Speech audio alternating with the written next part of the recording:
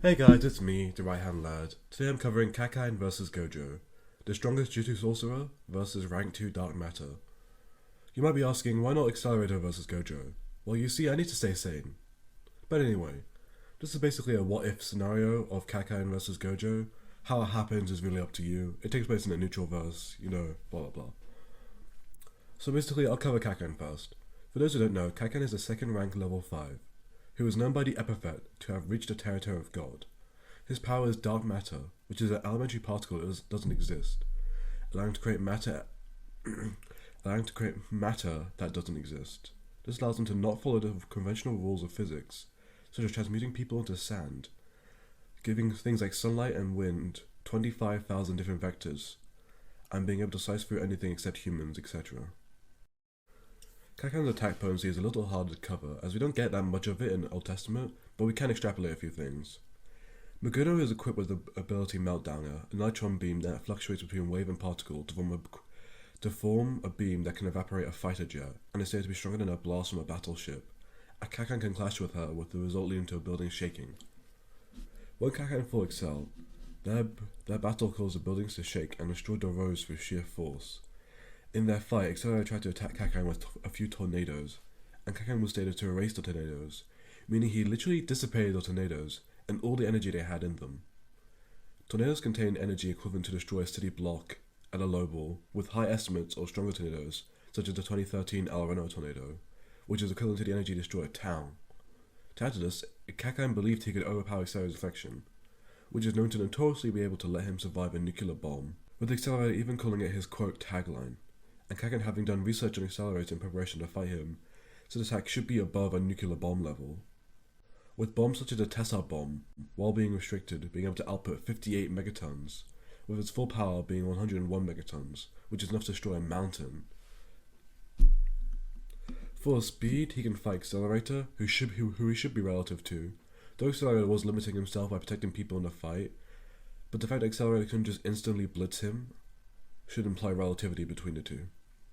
Accelerator was able to tag and outspeed Gabriel numerous times, who could easily block the attacks of Chrysia Katana Shard, who was able to be relative to Gonzaki, who can not only run away but cut through lightning, meaning Kakine should be massively hypersonic ranges, which is anywhere between 100 to 1000 times the speed of sound. To cover Gojo, his ability is bread and butter, the limitless curse technique, which allows Gojo to bring out the concept of infinity into reality, allowing the user to manipulate and distort space at will.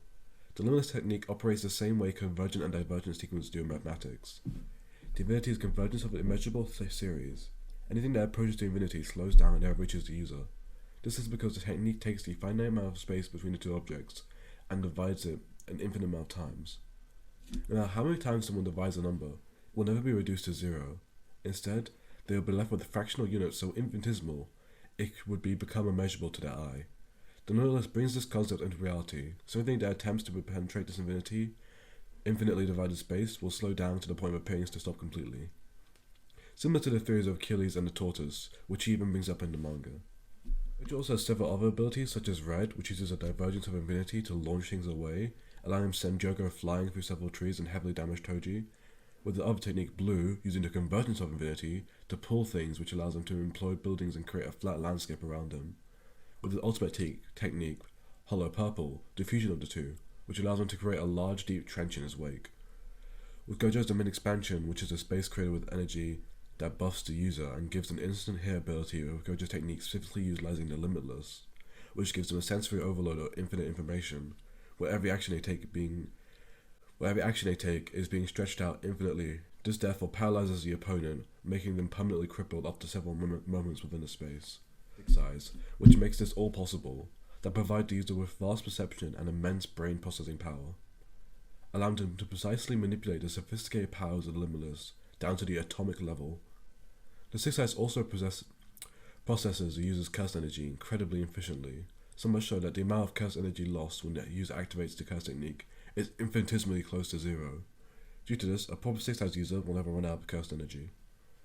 For his physical stats, he should be above the likes of Jogo, as he was able to destroy amped attacks in his domain, with one of Jogo's attacks, Maximum Meteor, being able to destroy several buildings, with some calculating attacks to be around city level at dual output. For Jogo's speed, He should be above the likes of Maki, who can catch a bullet at point blank range, and Yuji, who can react to supersonic attack at point blank range, as well, with both being calculated to be high hypersonic, which is around 25 to 50 times through the sound. In this fight, attack potency doesn't really matter, as both have ways of ignoring durability to allow them to one-shot individuals, with Gojo being able to attack an atomic level, and Hollow Purple being able to erase things from existence, and his Dominion expansion, which can just incapacitate you with infinite amount of information and overload your brain. For Kakaine, he can literally just turn people into sand, ignoring their durability. Now to establish their win conditions, it's time to address the elephant in the room. Can Kakaine get through Gojo's infinity? Well, the answer is pretty simple. Yes. He actually has several ways to. The first is quite simple, really. Based on the logic that Gojo can see, it's just down to reason that he lets photons through his infinity. This would mean Kakaine, who's able to refract the sun's light in such a way that Accelerator called it a death beam, would be able to just end Gojo just like that. There's also arguments that it's just blatantly stated that the White Wings ignore the laws of physics, so they would simply just force themselves through the infinity.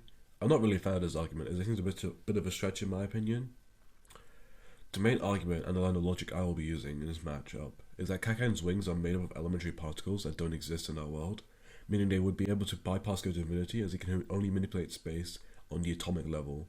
For those who don't know, elementary particles are the smallest building blocks in our world and are way, way smaller than atoms. This basically means Gojo can't affect them, and that's pretty much it.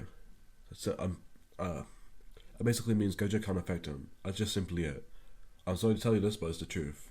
With the main speed difference between the two of them being 4 to 40 times, Kakaine will probably just blitz and one-shot him. You might argue that Gojo's teleportation will be able to allow him to evade, but the problem is the range is quite short, and Gojo will still need the reactions to even activate it. Kakaine pretty much hits him with an attack before he can really do anything. So yeah, sorry to say this guys, Gojo takes the L on this one. I hope you enjoyed the video. I worked hard on this. Thanks to my boy Sora for helping me out on the Gojo portion of the video. I hope you guys enjoyed. Don't forget to like and subscribe, and I'll see you all next time. Peace out.